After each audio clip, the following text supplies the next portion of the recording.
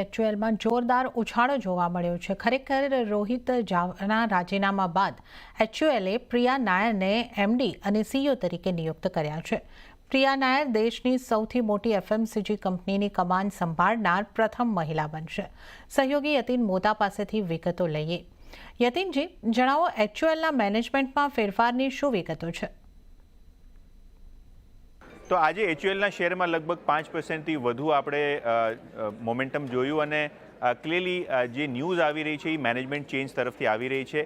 કંપનીના અત્યારના MD and CEO Rohit Java A outgoing member રહેશે અને તેમનું કાર્યકાળ જે હતું 2030 સુધીનું, એની પહેલાં જ એમને પર્સનલ રીઝનના કારણે રાજીનામું આપ્યું.